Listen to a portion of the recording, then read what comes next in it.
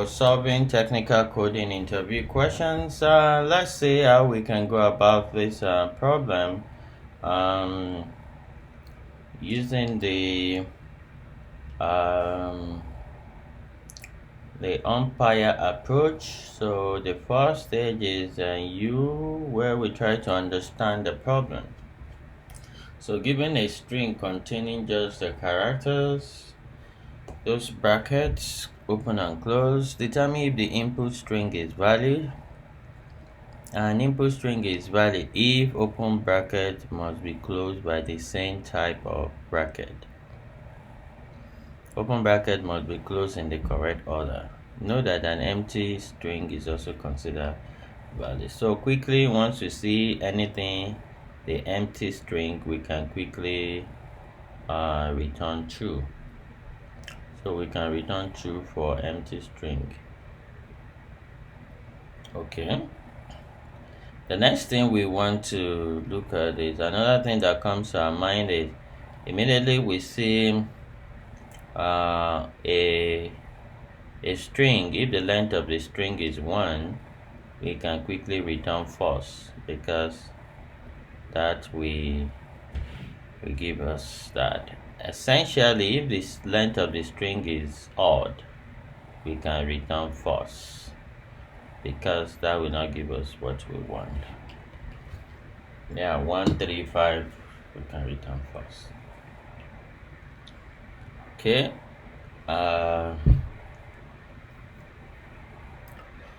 So that's trying to understand pretty well what we need in that world to understand the problem.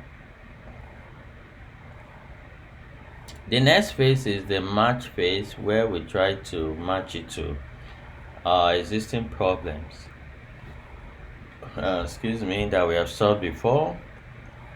And one that we can quickly come to mind is this is a stack related problem, if you're correct.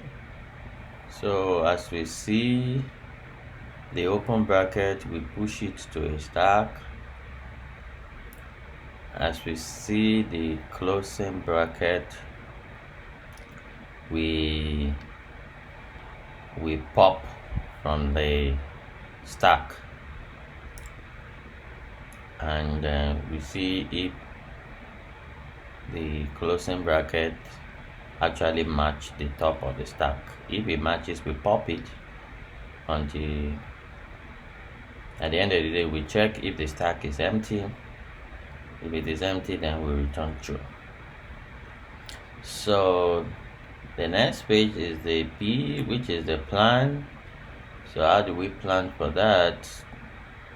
One thing we need to is, how do we know if the bracket matches? Then we may need to keep a dictionary. We may need to keep a dictionary that will help us do that. So a dictionary will help us do the matching. So we match every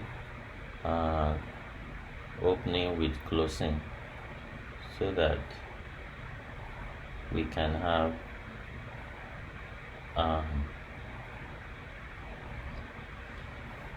we can be able to properly check that. Okay. The next is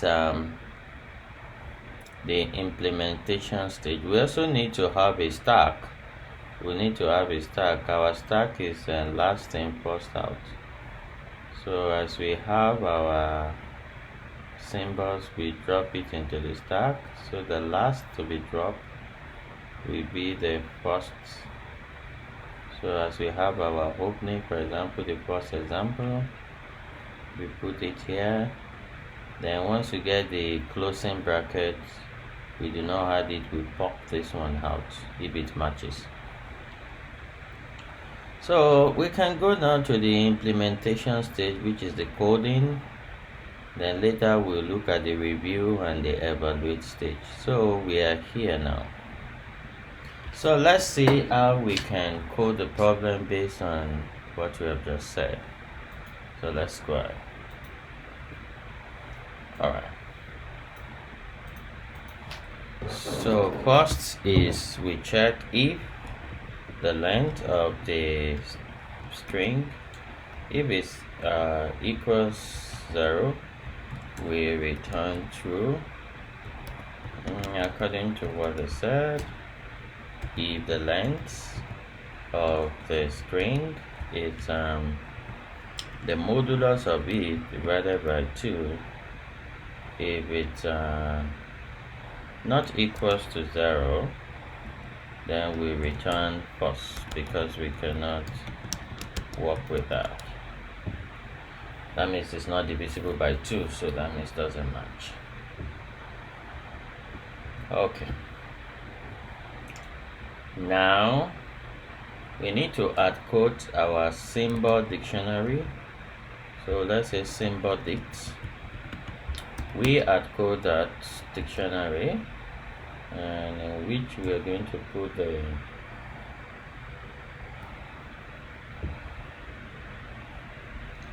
the opening and the closing. So we put the closing, and the next is there a comma there? I think it's a comma. And the next is this one. Then we have this one. Then we have this one. Then we have this one. So 1, 2, 3. So we have 3 symbol dict. Okay, so the next thing we try to do now is we should have our stack, which will be a list, and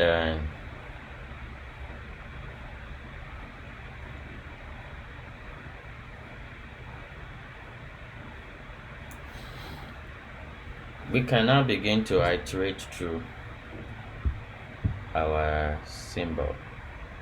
For let's say CH and S,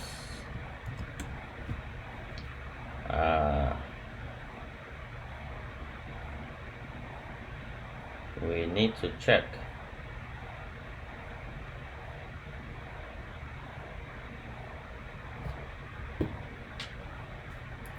So the way we can check is we need to check if the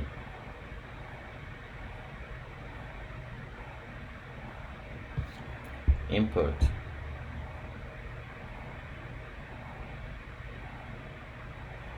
so if the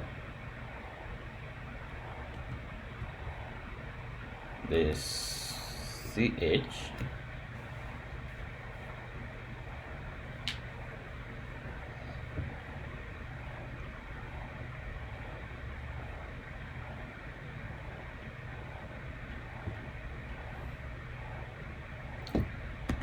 if CH, the first character,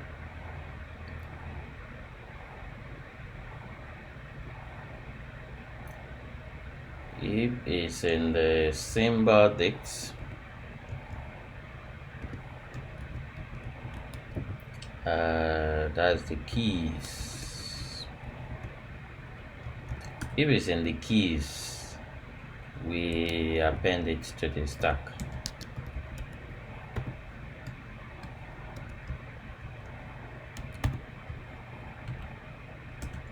Else, that means it must be in the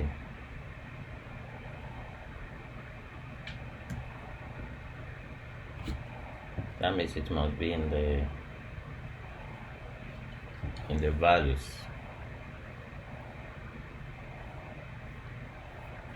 Else, what we do is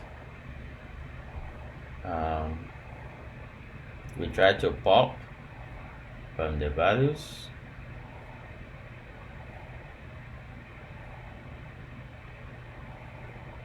If the stack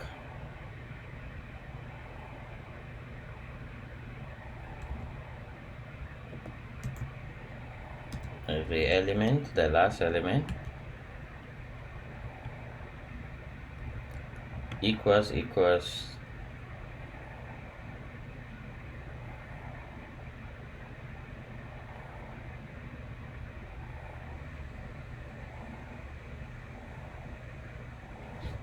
so we check the last element and take it to the dictionary. Symbol dicts.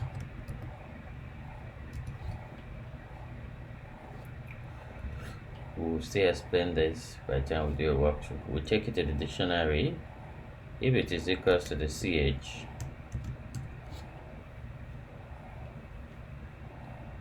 then we pop it from the dictionary. At the end of the day, we return true if our dictionary is empty. So if there's nothing in our dictionary, else we return false. But there are still some edge cases we need to look into.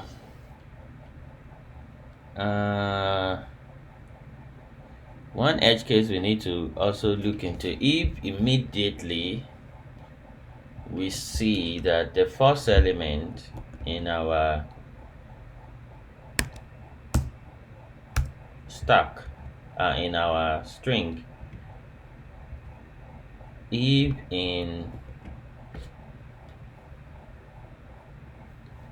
it's in the closing, symbol underscore dicts dot values, immediately we return false. Yeah, if the first element, if it's in the closing, we return false.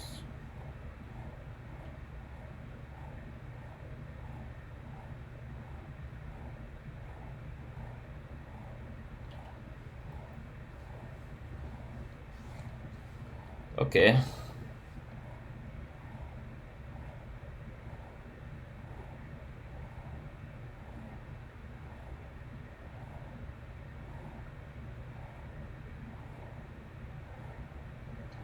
Yeah. So let's do a walkthrough and see whether this works or not. So we have our code now. We paste it here.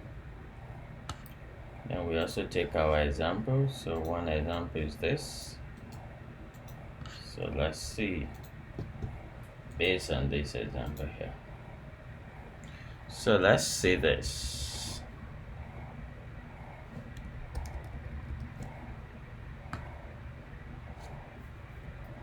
So the first thing we now look at is this.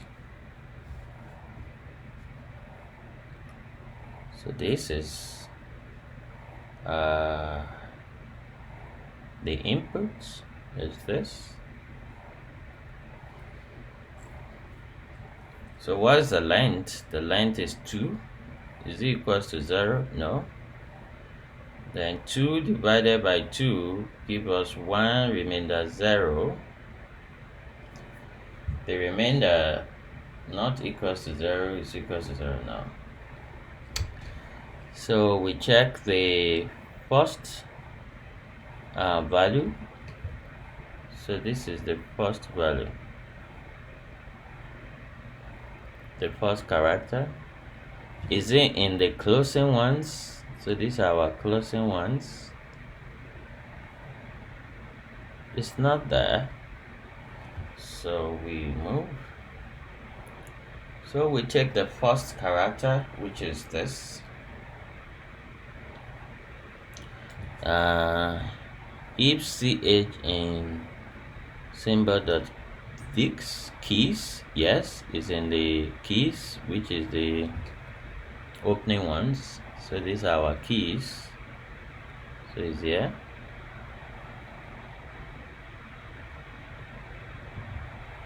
So it's in the keys. Then we append it to our stack. So this is our stack. So our stack, we have the first one in. Then we come back to the next one. The next element will be on the closing one. So our CH is this. If that is in the keys, no, it's not there, else we pop it. Else if symbol.dict, and this is this one, by the time we take it to the dictionary, it will give us this, and we try to see if it is equals to the current one. Yes, it is. Then we pop it.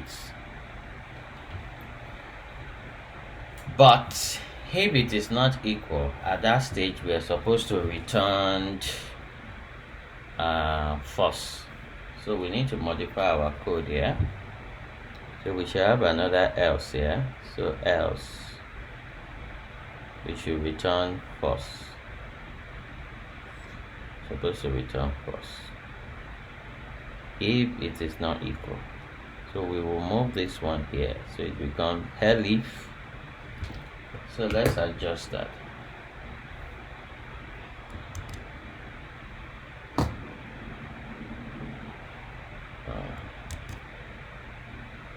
So let's adjust that. So we will move this one up here. So, and if it is not equals at that time, we return false, because that there's no match. So that works, because by the time we do this, this will pop, and then by the time we pop this out, so that's the essence of doing a walkthrough. By the time we pop this out, our stack is empty. Then we can come now and check return true if not stack. There's nothing in the stack, so that will be true. So that works. So let's try one more example and see what we have. So let's try this example that does not work. Let's try this.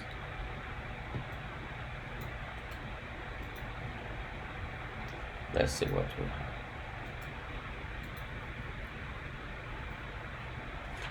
have. So we can do some cleanup. So let's do some cleanup here.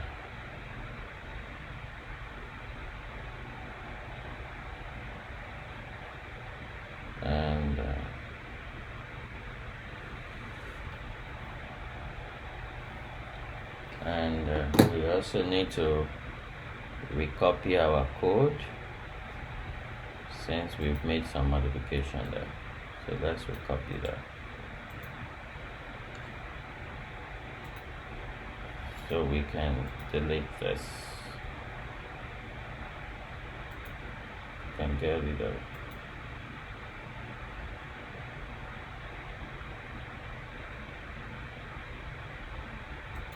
Let's get rid of this one. Paste this thing. Okay.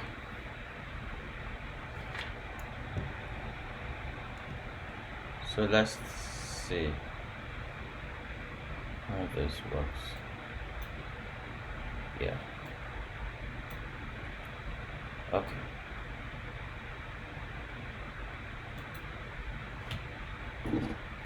So we have this, our input is this,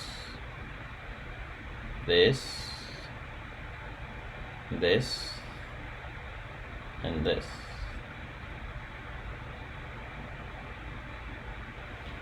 So the first thing we do is the length equals to 0? No. the length is 4.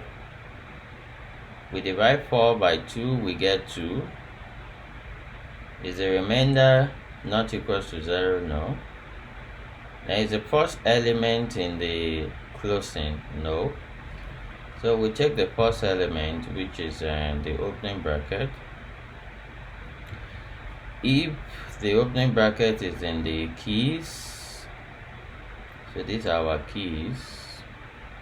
Yes, it is in the keys. We append it, so this goes in here.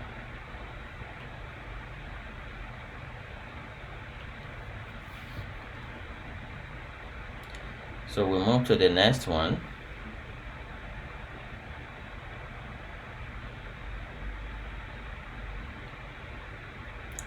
So our next element becomes the opening bracket. This if it is in the keys, yes, it's in the keys, so we append it here.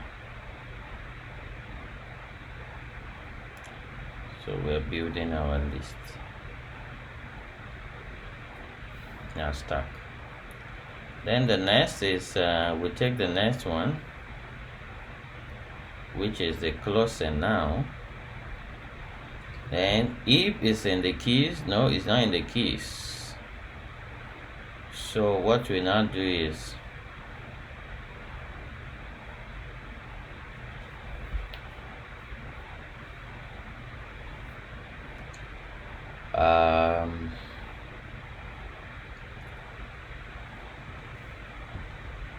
if it's not in the keys, then we check the element in the stack, which is this one,